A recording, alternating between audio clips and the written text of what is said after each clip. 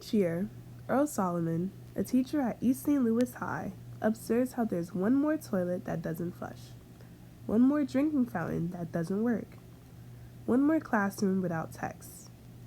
He describes how certain classrooms are so cold in the winter that students have to wear their coats to class, while children in other classrooms swelter in suffocating heat that cannot be turned down. In Savage Inequalities, Jonathan Kozol documents the reality of thousands of underfunded minority schools across the United States, a reality that continues till this day. When we hear descriptions like this, it raises the question, how can one of the wealthiest nations on earth allow children to learn in conditions like this? And more importantly, why are these conditions so often concentrated in minority communities? Today, we're looking into the unequal funding of minority school districts in America, where this inequality comes, and how government policies have sustained it. We'll examine how it occurs in the lived experiences of people such as the hip-hop duo Dead Prez through their interviews and music. Finally, we'll discover potential solutions that could break this cycle. I believe that the government's underfunding of minority schools is not accidental. It is done to maintain a low-wage labor force, which ultimately benefits the top 1% by preserving their economic advantage and maximizing profits. To challenge this system, we must rethink how schools are funded by supplementing local property taxes with state and federal funding that is distributed based on student need rather than neighborhood wealth.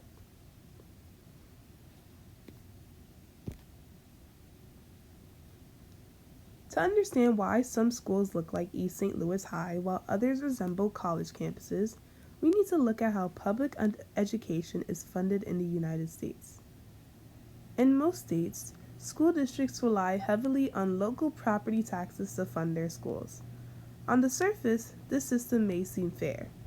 Communities invest in their own schools. But in practice, it creates massive inequality. How it works is that wealthier neighborhoods with high property values generate more tax revenue, which allows their schools to spend more on teachers, facilities, technology, and extracurricular programs. Meanwhile, low-income neighborhoods, which are disproportionately Black and Latino, generate far less revenue, leaving their schools struggling to meet even basic needs. Education scholar Linda Darling Hammond highlights the severity of this imbalance, noting that the wealthiest 10% of school districts in the United States spend nearly 10 times more than the poorest 10%. Even within the same state, spending ratios of 3 to 1 are common. This means that two students living just miles apart can receive vastly different educations based solely on where they live. But this system didn't develop randomly. It is deeply connected to the history of racial segregation in the United States.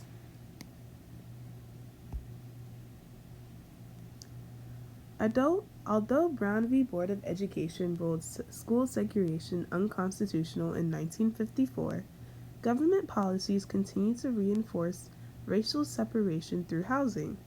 Practices such as discriminatory mortgage lending, redlining, and exclusionary zoning made it nearly impossible for Black families to move into wealthier neighborhoods or build generational wealth.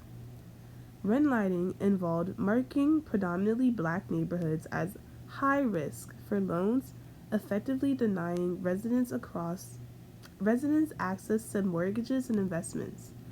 As a result, these neighborhoods remained under-resourced and their schools reflected that lack of investment. Green, Baker, and Aluole explains that school district boundaries were often redrawn around racially segregated neighborhoods, ensuring that white students attended well-funded schools while minority students remained isolated in underfunded districts. These boundaries transformed housing segregation into educational segregation. Jonathan Kozol's observations decades later confirmed that the long-term impact of these policies. He found that most urban schools he visited were 95 to 99% non-white, showing that segregation persisted long after it was officially outlawed.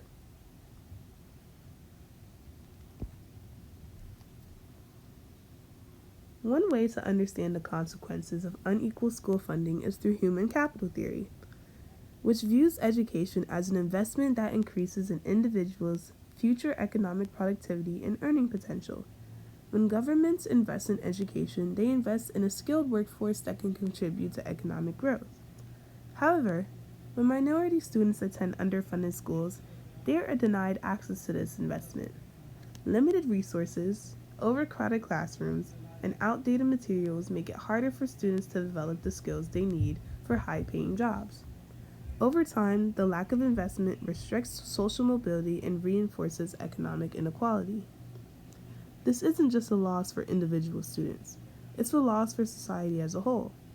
By underfunding schools and minority communities, the government effectively limits who gets to succeed economically. The data above shows that between 1990 and 2010, the income segregation gap between school districts increased by more than 15%. This growing divide disproportionately benefits high-income white families while offering little advantage to high-income black families. In highly segregated metropolitan areas, the average high-income black family lives in a school district with nearly the same median income as the average low-income white family. This reveals that race continues to shape educational opportunity even when income levels are similar. Although the black families earn more, their children don't gain the same access to well-funded schools as white families. These patterns show that unequal school funding is not simply about economic class, it is deeply tied to race.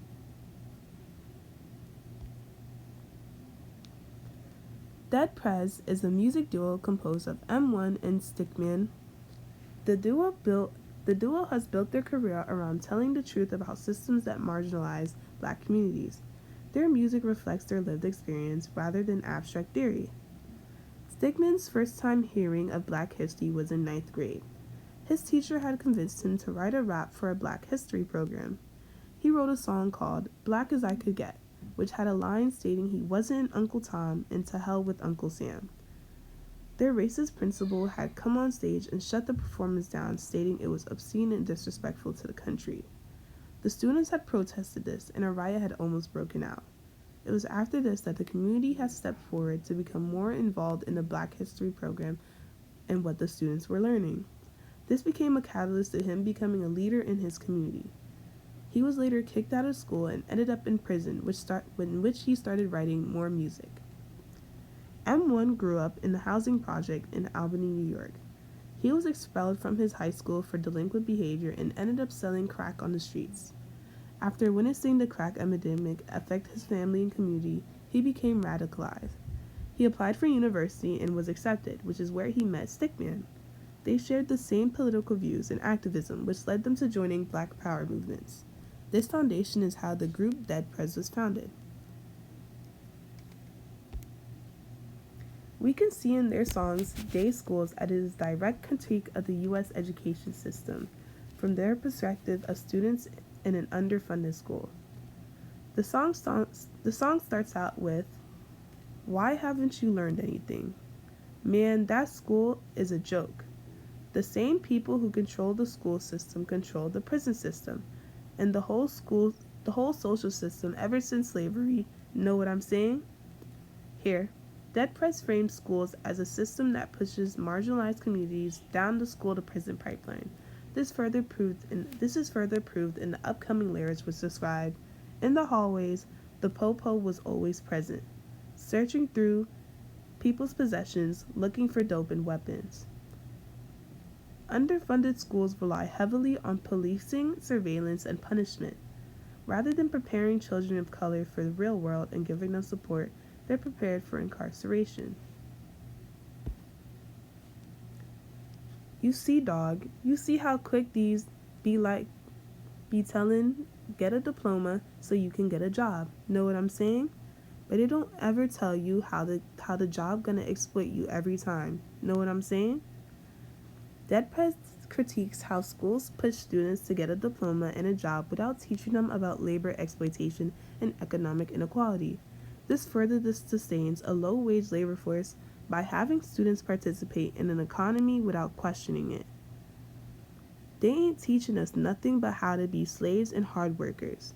for white people to build up making their businesses successful while it's exploiting us. Here, Dead Prez makes a parallel between slavery and modern-day low-wage labor. They suggest that schools train students in underfunded schools to accept inferior labor roles to help maintain the economic hierarchy. In an interview, Stickman argues that education should focus on self-development rather than preparing students to become low-wage workers. He believes that the government passes laws and policies that further their profits at the expense of the so-called American people. He believes that true change requires institutions that educate people about what's really happening and gives communities ownership over these institutions. This brings us to our next question. If the education system has been designed in ways that sustain inequality, what would it look like to redesign it for justice? In the next section, we'll explore concrete policy solutions that could begin to disrupt this cycle and create schools that truly educate rather than exploit.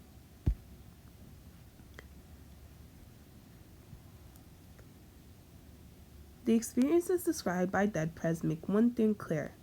Unequal education is not accidental, it is the result of policy choices. If schools have been structured in ways that sustain economic and racial inequality, then meaningful change must come through policy.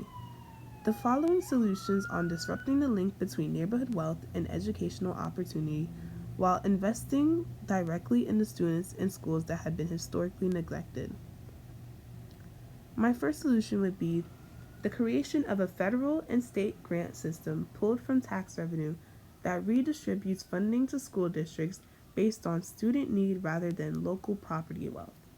Funding would be allocated using categories such as cost of living, poverty rates, disability prevalence, English language learner populations, and community infrastructure needs. Since currently schools rely heavily on local property taxes, wealthy and predominantly white districts are able to spend significantly more per student than low-income, predominantly Black and Latino districts. This solution would weaken that connection by ensuring that funding follows students' needs rather than their zip codes. So why does this matter? By redistributing revenue, schools in underfunded communities would gain access to updated textbooks and learning materials, functional facilities and safe learning environments, expanded academic programs, and student support services. This directly challenges the conditions Jonathan Kozol documents in Savage Inequalities, where students are expected to learn in crumbling buildings while wealthier districts enjoy modern facilities. So let's talk about pros and cons. Some benefits would be that it would promote equity by directing resources to students who need them most.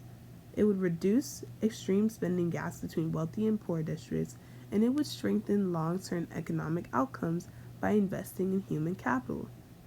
Some disadvantages we would face would be that there would likely be resistance from wealthy districts and high-income taxpayers, and it would also require restructuring existing tax and funding systems.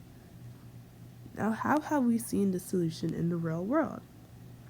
One of the strongest examples of this approach is Abbott v. Burke, a landmark New Jersey Supreme Court case. This ruling required that the state provided additional funding to its poorest school districts, known as Abbott districts, to ensure a thorough and efficient education. As a result, New Jersey funded universal preschools in low-income districts and invested in teacher training and professional development, and it also improved school facilities and infrastructure. Research shows that these investments led to improved academic outcomes, particularly for low-income students of color. This case demonstrates that redistributed funding is not only possible, but effective when implemented correctly. Had a system like this existed nationally, the schools Dead Prez described may have been places of opportunity rather than neglect. Another solution would be a solution that focuses on investing in teachers by creating state funding programs that recruit, train, and incentivize educators to work in high-need minority school districts. Teacher quality and consistency are among the most important factors in student success. Yet underfunded schools often experience high turnover and staffing shortages. This solution would include tuition assistance and loan forgiveness for teachers who commit to high-need schools, paid training and mentorship programs, and financial incentives to retain experienced educators. Why does this matter?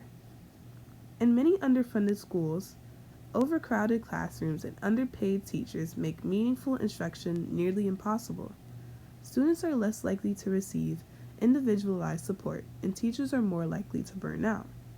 Smaller class sizes and well-trained educators would allow schools to become spaces of learning rather than discipline and surveillance, directly countering the prison-like environments that is described in day schools. Some pros would be that there would be smaller class sizes, which encourage stronger student-teacher relationships. There would be an increase in teacher stability, which improves academic outcomes, and it would support culturally responsive teaching in marginalized communities. Some cons would be that it requires sustained long-term public investment, and benefits may take time to fully materialize. So, how can we see the solution in the real world? The NYC Teaching Fellows Program offers an example of how targeted teacher investment can work. The program provides accelerated training, it covers tuition costs, and places teachers directly into high-need minority communities. While not perfect, the program has helped address teacher shortages and expand educational access in under-resourced schools. With stronger funding and support, similar programs could be expanded nationwide. If these policies had been in place, the educational experience of DEDPRES may have looked very different. Instead of being pushed out in silence or criminalized, they might have attended schools equipped with resources, culturally relevant curricula, and teachers trained to support rather than discipline. Their critique is not a rejection of education itself. It is a demand for better education, one that empowers students, builds critical thinking, and offers real economic opportunity rather than preparing them for exploitation. I strongly recommend implementing both solutions together. Redistributing funding without investing in teachers is insufficient, and improving teacher quality without addressing structural funding inequalities leaves the root problem intact. If these solutions were implemented, we would likely see higher literacy and graduation rates, increased economic productivity, reduced incarceration rates, and stronger, safer, and more stable communities. In short, equitable education is not just a moral imperative, it is an economic and social necessity. The unequal funding of public schools in the United States is not simply an unfortunate flaw in the system. It is a predictable outcome of policy choices rooted in racial and economic inequality. As Jonathan Kozol documents in Savage Inequalities, and as DEDPRES testifies through their lived experiences in music, education has too often functioned as a system that sorts children by race and class rather than supporting them equally. For students in underfunded, predominantly Black and Latino schools, education is frequently shaped by crumbling buildings, over-policing, and limited opportunity. These conditions restrict the development of human capital and reinforce cycles of poverty, incarceration, and economic exploitation. Meanwhile, wealthier districts continue to benefit from a funding structure that prioritizes property wealth over student need. DEDPRES's critique reminds us that this system does not fail everyone. It works exactly as designed for those at the top. By producing a low-wage labor force while denying marginalized communities access to a meaningful education investment, unequal school funding helps preserve economic hierarchies and protect elite interests. However, this outcome is not inevitable. As demonstrated through examples like Abbott v. Burke and teacher investment programs such as NYC Teaching Fellows, policy intervention can make a real difference. Redistributing school funding based on need and investing in qualified supported educators are concrete steps towards building an education system that empowers rather than exploits. Education should be a tool for self-development, critical thinking, and community empowerment, not a pipeline to incarceration or economic marginalization. If the United States is serious about equity, democracy, and long-term economic stability, it must be willing to confront how schools are funded and who that funding truly serves. By reimagining education as a shared public investment rather than the reflection of neighborhood wealth, we can begin to dismantle the inequalities that have shaped generations and move towards a future where every child, regardless of race or zip code, has a genuine opportunity to succeed. The question is no longer whether we can afford to fix the system, it's whether we're willing to.